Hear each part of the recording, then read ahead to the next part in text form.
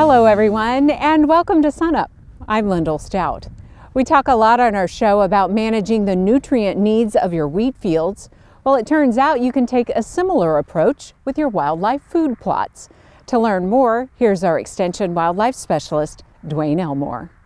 Some of the plants that you might want to use to attract deer or turkey are pretty grazing sensitive. They can be eliminated during the first few weeks when they're trying to get established. Things like chicory and clover, or during the summer, maybe if you're planting soybean. So when using some of these plants, especially in areas that have high deer density, you might consider planting a nurse crop with the chicory or the clover or the soybean. In this particular case, we're in a chicory plot, but we've also planted wheat. And the wheat helps take some of the pressure, the grazing pressure from the deer off the chicory until the chicory has a well-established root system and can handle more herbivory from the deer. So the wheat will fall out of the system next year, and the chicory is a perennial, so it will persist. Another thing that you need to consider is being able to monitor how much deer use you're getting on the plot. But if you look behind me at the forage cage that we've established, you can see this plot is producing a lot of biomass. The wheat and the chicory are 8 to 10 inches tall. So this is actually just the effect of the deer, and this is a good way to evaluate how much deer pressure is on the plot and also how well the plot actually established. So I'd highly encourage you to put a cage, probably several cages, on the plot to be able to monitor over the course of the season how much deer activity you're getting on that site, and that'll help you determine if maybe the plot needs to be bigger, or perhaps if you need to reduce deer density in that area.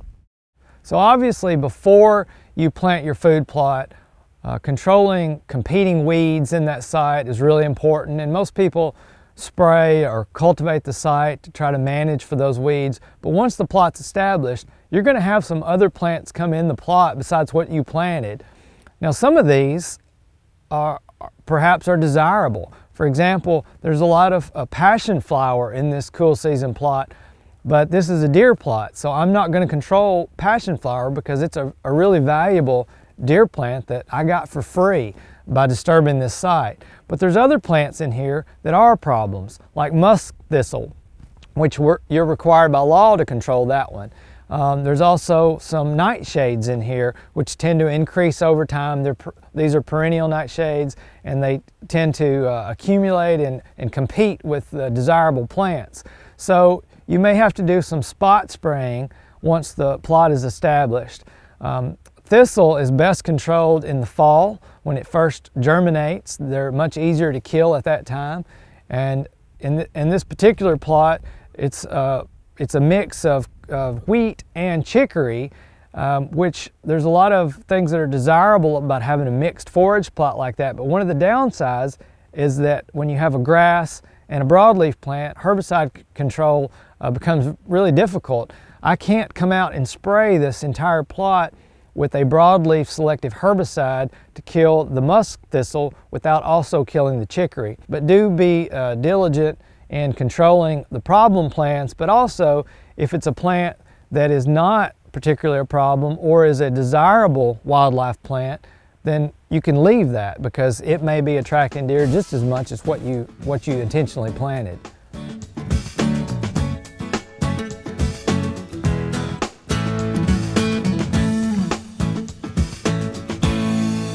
Finally drying out in Oklahoma, and producers are able to get into the field and get some harvesting done. Josh, where are we with the summer crops? Yeah, it's been a long year. It's been a long harvest, and there's a lot of folks that are finally kind of getting that home stretch. And it's weird to say that we're in that Thanksgiving week when we're finally getting our summer crops out, but that's kind of where we've been this year. You know, the rains pushed us back, the maturity of a lot of the crop has pushed us back, and we're kind of getting there as far as getting to the back end. Our sorghum crop out in the Panhandle, we're getting the bulk majority of it done. They've got fairly good conditions. I know that from rumors that I'm hearing, the yields are fairly good. The test weights are down a lot. So, and when we talk about soybean and we start moving towards the eastern side of the state, that's where we've still had a lot of struggles getting the crops out. The moisture's been really high. The environmental conditions, just not being able to get equipment into the field, has really been challenging for us. 2018, we opened sesame a lot into the state of Oklahoma. Where are we with that crop?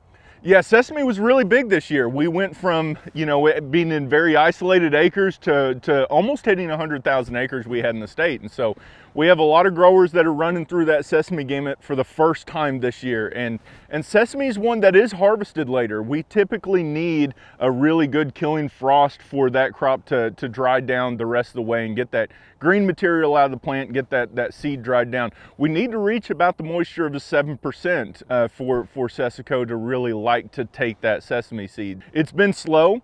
The good thing is we haven't heard anything on declining oil. We haven't heard on declining quality. The sesame's holding really good in the field. Speaking of getting out of the field, we're wanting to get some seed into the field. Where are we with the winter crops across Oklahoma? Yeah, that's where we've kind of hit a standstill as well. Oftentimes we had a day or two much of this fall that we needed to either take some things out of the field, get some things harvested, or our growers had to plant. What we're seeing in the field is that our canola is very small. Right. But that's a good thing. We're at that critical stage. Usually that 6 to 8 leaf stage is where we want to be. We're actually going into these freezes in a really good spot. And if we look at the 10-day forecast for canola, it looks really good because we're getting cold and we're staying cool. Our acres are probably going to be down because the growers weren't able to get in everything that they wanted to. But those that got it in, it looks really good. It's a little hard to think about nitrogen management now, but make sure, you know, if you have those enriched strips out, make sure you're going and checking them, because as early as some of these early green ups in December and January, we could potentially be running into a time to fertilize. Okay, thank you much, Josh Lofton, Cropping Systems Specialist here at Oklahoma State University.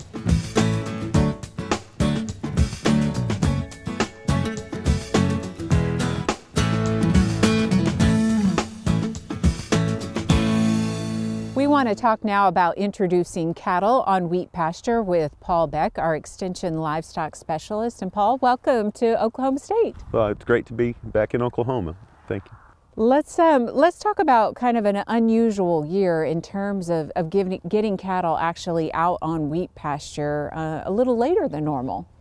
Yes, this fall we've had outstanding weather to produce fall wheat forage.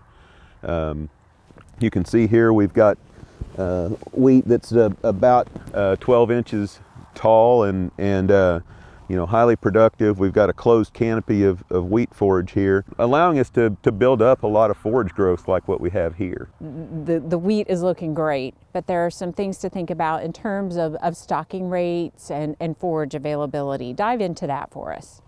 So whenever, you know, the rule of thumb that we've always worked by is using about 2 acres per stocker calf on wheat pasture, and that's worked well for us in Oklahoma in the past. But when we have a lot of forage growth like what we have this year, we can, you know, further tweak that stocking rate to, you know, better utilize the forage and possibly increase our stocking rates by placing more calves out there. I've done quite a bit of research over the years, and you know, if we can start cattle out on wheat pasture with about 3.5 or 4 pounds of forage dry matter per pound of calf body weight, then we should be able to maximize our average daily gain. You know, look at this forage we have here.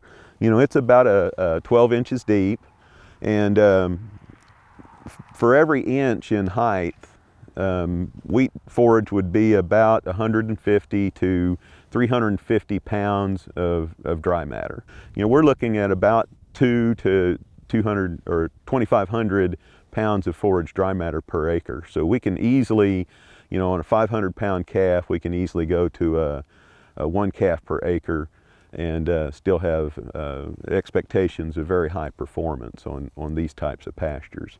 These cattle are getting a complete change of diet in a matter of a few days when they're introduced to wheat pasture. Kind of talk about that and some things for producers to keep in mind. So this time of year, everything that the cattle would be coming from, whether it's a dry hay diet in the dry lot, or if they're out on summer grass and grazing some stockpiled warm season grasses, you know, they're going from a dry diet with very low moisture in that diet to a diet like this wheat field that has a lot of moisture in it. There's a lot of soluble sugars and soluble proteins in that, so it's a complete change in diet for these cattle. If we turn cattle out for just a short period of time, our performance over 30 days is going to be very low. You know, we've weighed cattle off from wheat grazing experiments where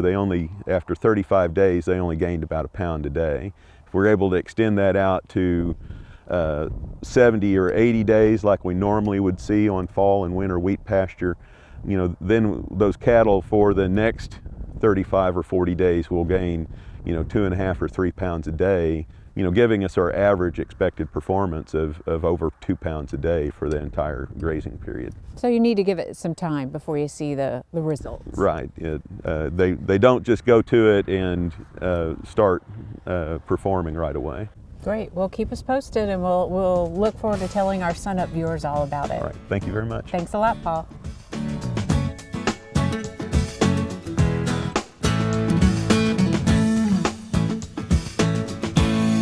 Most of Oklahoma looks to have the prospects for pretty good wheat pasture this year, and I realize that most of the wheat pasture that will be grazed by stocker calves, or in some cases replacement heifers.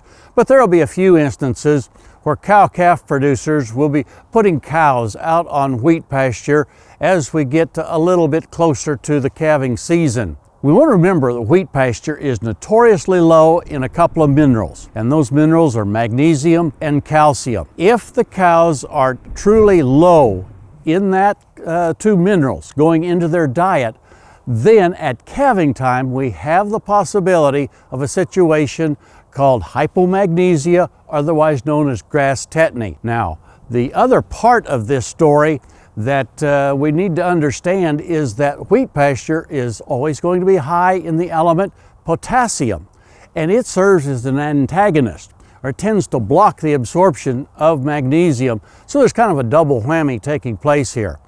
This is really a concern for any older cows that are going to be out on straight wheat pasture as their diet, as they're calving and into the first part of lactation.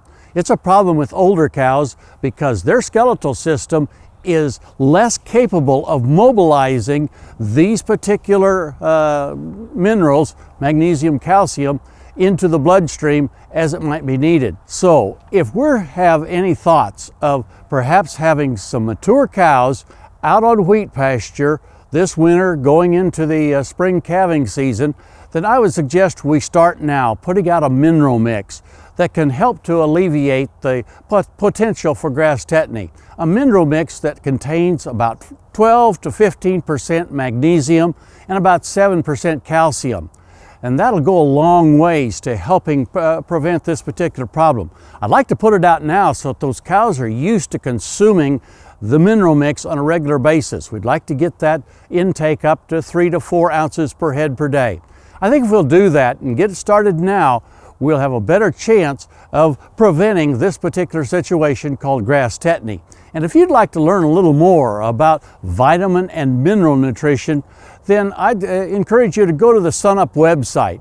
That's SUNUP.OkState.edu, and look under show links. And there we'll have a link to a very, very good bulletin called Vitamin and Mineral Nutrition of Grazing Cattle. It was produced here at Oklahoma State University. You'll find a lot of great information about mineral nutrition of cattle in that particular bulletin.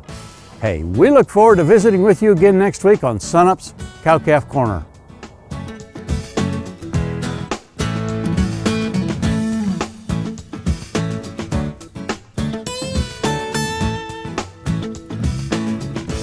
There have been a lot of challenges with wheat pasture this fall. So Derrell, what's the situation now that we're well into November?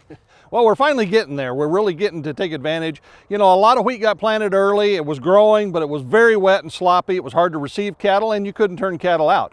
Just in the last couple of weeks, we've started to see a lot of cattle go out on wheat. There is a lot of big wheat. Of course, there were some producers who didn't get planted before all that rain came, so we're still finishing up planting for some of those folks. But in general, from a wheat pasture standpoint, we've got an awfully good start, and we're finally getting to utilize that wheat. We're getting to the end of 2018. How would you assess the cattle and beef markets so far? You know, 2018, I've described it for quite a while now as sort of a case of so far so good. You know, we've had bigger beef production. We know cattle numbers are still growing, and yet prices are pretty close. If you look across the board from feeder cattle, fed cattle, box beef, are all running, you know, just a little below this time last year, but really have been pretty close most of the year. So we've done well again in 2018 relative to the supply situation. So going into 2019, what are you going to be looking for? Well, again, we're still going to see some increase in beef production, although it is moderating. You know, we're approaching the peak in cattle numbers. I expect the January, cattle inventory will show that the herd did grow slightly again in 2018. So we'll continue to see increased beef production in 2019. We're going to have, slightly bigger feeder supplies on through 2020. So, you know, we still have those supply challenges out there potentially. They are moderating, but as long as we continue with kind of the good demand that we've had, then we can maintain these prices, and that's kind of what we're expecting at this point. You know, 2018 brought some volatility in the markets. Is there any concerns that you have going into 2019? Well, again, we already alluded to the fact that demand has been a key in 2017 and 2018 in this larger supply situation. That'll certainly continue to be true in 2019. And, you know, I'm nervous about some things. There's some potential threats out there. They haven't been a problem thus far, but the economy is kind of fragile. It's been strong, but the stock market has certainly been more nervous here lately. As we go forward, the longer this trade war drags out, the tariff impacts will continue to express themselves in the economy. A lot of these consumer goods that are tariffed will eventually begin to show price increases. And so there's some reason to stay tuned in. I don't think producers should probably change their plans very much, but I think they should definitely stay tuned to these external factors and be prepared to react as they can if that situation should change. All righty, thanks, Derrell. Derrell Peel, Livestock Marketing Specialist at Oklahoma State University.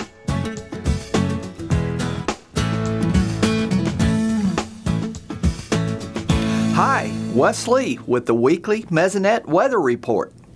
Occasionally, with a system as large and robust as the Oklahoma Mesonet, there will be issues with data collection. If you ever see a map with red dots at stations instead of weather data, that means there is a temporary issue with the data. This wind speed map from Tuesday shows red dots at 6 Mesonet sites. No need to report issues such as this to us, as there are operators who know immediately when an issue occurs. There are many reasons for a station to miss reporting weather data. One of the most common would be that a technician is working at the site. The Mesonet system has 4 technicians that travel the state every day working on maintenance, sensor repair, or vegetation management. The second most common reason for a loss of data would be a poor communication issue. Our Mesonet sites are at remote locations and communicate via either VHF radio or cell phone modems. There are many weather factors that can affect these, including temperature inversions, strong fronts, extremely dry weather, and ice. The interruption may be at the local Mesonet site, or it may be at a repeater tower we use to relay the signals. Some less common data issues include rodents, lightning, tornadoes, and livestock. Rodents can play havoc with our electronic equipment.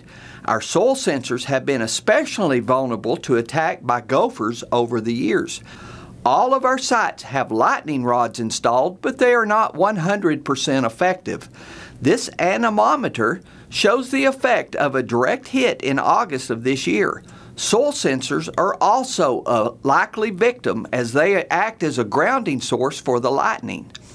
We have had 4 Mesonet sites directly or indirectly damaged by tornadoes in the past 10 years. One as recent as a few months ago at Enola. A couple of hits completely destroyed the Mesonet tower. Here you can see the Fort Cobb site in 2011 when a tornado dropped a center pivot irrigation tower directly on the site. Issues with livestock are rare but occasionally happen. These have included goats, cattle, and even bison at the Wichita Mountain Wildlife Refuge. All of the Mesonet sites are currently fenced with cattle panels to help stop livestock problems. The good news with the loss of data is that it is usually temporary. Data loggers on site almost always transmit the missed data as soon as communication is restored. There are 120 public Mesonet sites, each with approximately 15 sensors that record weather conditions. They transmit every 5 minutes, 24 hours a day. In this week of Thanksgiving, I for one am thankful that the Mesonet system is up and running over 99% of the time. That will do it for this week. See you next week for another Mesonet weather report.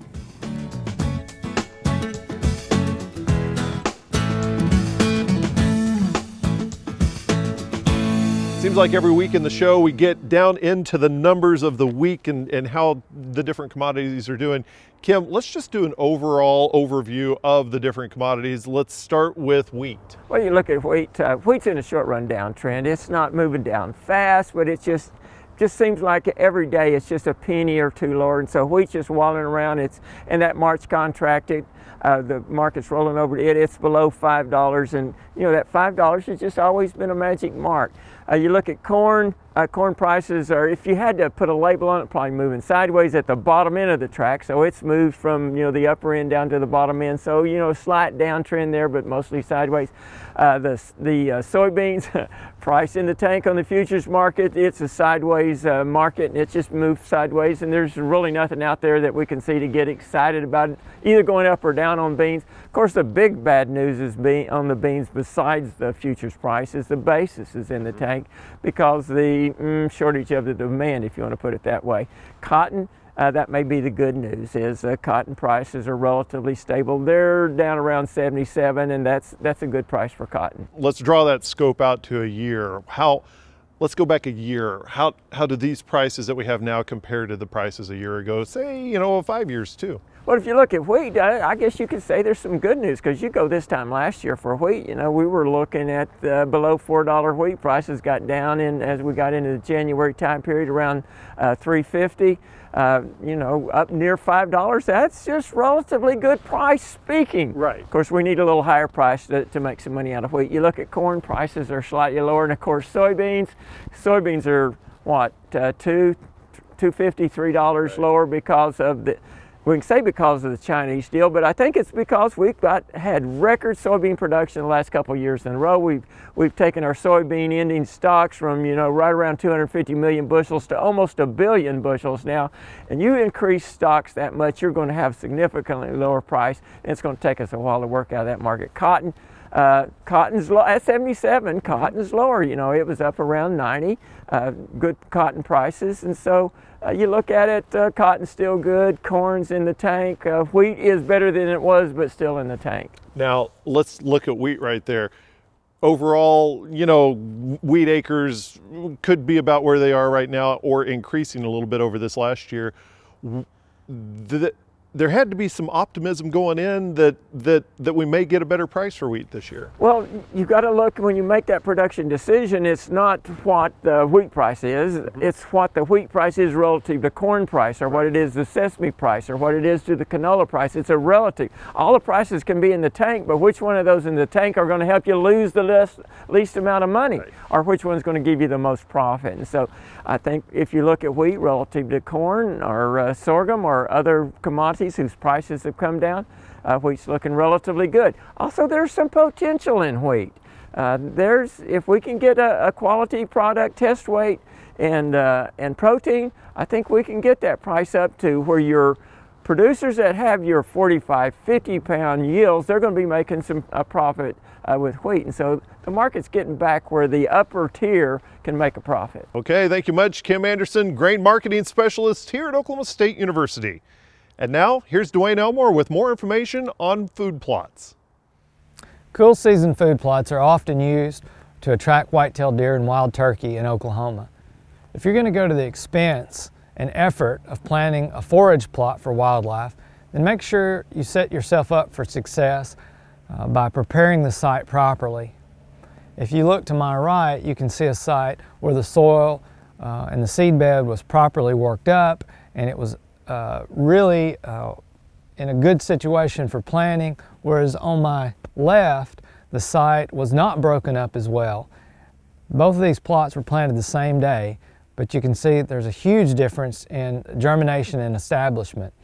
So make sure you have good, proper seed bed if you're using conventional tillage. So you absolutely need to do a soil test before you plant and see what kind of amendments are needed. A lot of the soils in Oklahoma are highly acidic, and if you're trying to grow a legume like a clover or soybean, you absolutely have to get the pH in the right zone, or that legume is not going to grow very well. So you may have to use lime, and the lime has to be applied several months before you're going to plant. So these soil tests need to be done very early before you're actually going to establish that plot. And also, just nitrogen is almost always needed on plots, so make sure you know how much nitrogen to apply so that you're not wasting fertilizer. And then once the plot is established, you might want to monitor for if you need to add nitrogen throughout the growing season. And one way to do that is to put out a fertility strip where we actually go out in the plot and apply a small area of nitrogen, and then you can visually watch that area over the course of the winter, if it's a cool season plot, and see when that area becomes much darker than the surrounding food plot. And that gives you some indication that the plot might be becoming nitrogen limited, and then you can apply nitrogen to the rest of the plot. But make sure to monitor the fertility to help maximize how much production you can get off of that site and how much wildlife you can support on it. That'll do it for us this week. Remember, you can find us anytime at SUNUP.OkState.edu, and also follow us on YouTube and social media. From the Wheat Pasture Research Unit at Marshall, I'm Lyndall Stout. Have a great week, everyone, and remember, Oklahoma agriculture starts at sunup.